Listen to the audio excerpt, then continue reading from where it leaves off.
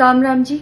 मुझे आप लोगों से बहुत ज़रूरी बात करनी है क्योंकि मैं 2 दिन से बहुत ज़्यादा परेशान हूँ क्योंकि कंटिन्यू मेरे पास डीएम आ रहे हैं कि ये जो लखनऊ वाला इंसिडेंट हुआ इसमें मैंने कुछ बोला क्यों नहीं, एक्शन क्यों नहीं लिया, थप्पड़ क्यों नहीं मारा। और कुछ लोग मुझे ही गलत समझ रहे हैं, कुछ मीम्स पे लिख रहे हैं कि ये तो हंस रही थी, मज़े ले रही थी। कि पब्लिक में कोई मुझे ऐसे टच करके जाएगा उसमें मुझे खुशी होगी, मुझे मज़े आएंगे।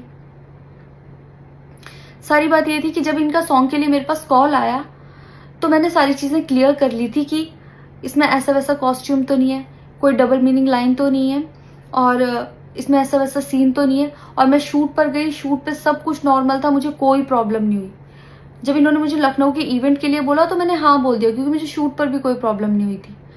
और जब मैं लखनऊ में गई, मैं स्टेज पर थी, मैं पब्लिक से बात करी थी, पवन सिंह जी ने मुझे बोला कि इधर कुछ लगा हुआ है।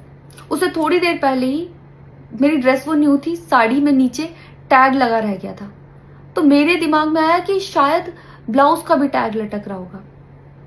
मैं हंसकर उस चीज को दबा रही थी कि अगर मेरा टैग लगा भी है तो वो चीज जिस टाइम मैं पब्लिक से माइक में बात कर रही हूँ उस टाइम ना बोल के साइड में भी बोली जा सकती है, इसलिए मैं उस चीज को उस टाइम पे दबा रही थी। मैंने हंस के टाला, अवॉइड किया और फिर दोबारा बात करने लगी। वो बोले नहीं कुछ लगा है, नहीं कुछ लगा है। तो मैंने कहा नहीं लगा, वो बोले लगा हुआ है। तो मुझे लगा कि शायद ये तो मेरे को लग रहा था कि कुछ लगा है इसलिए ये बोल रहे हैं। और पर फिर भी मैंने हंस के वहां पे टाला, पब्लिक से अपनी बात कंप्लीट की। कंप्लीट करने के बाद जब मैं अपने टीम मेंबर से मैंने पूछा साइड में जाके कि कुछ लगा है, क्या लगा है, उन्होंने बोला कुछ भी नहीं लगा था। जब मैंने देखा मेरे सच में कुछ नहीं लगा था, तब मुझे बहुत ज्यादा बुरा लगा, गुस्सा आया और रोना भी आया।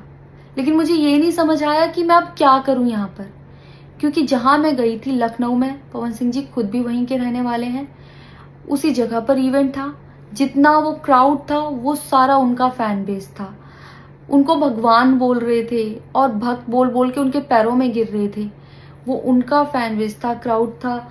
तो मुझे समझ नहीं आया कि मैं क्या करूं। अगर मैं कुछ भी बोलती तो क्या वो लोग मुझे सपोर्ट करते। मेरे साथ कुल 3-4 बंदे यहाँ से गए थे, तो वहां जितना क्राउड था क्या वो लोग मेरा साथ देता। मैंने सोचा मैं बैक स्टेज जाके बात करूंगी। इतनी देर में थोड़ी देर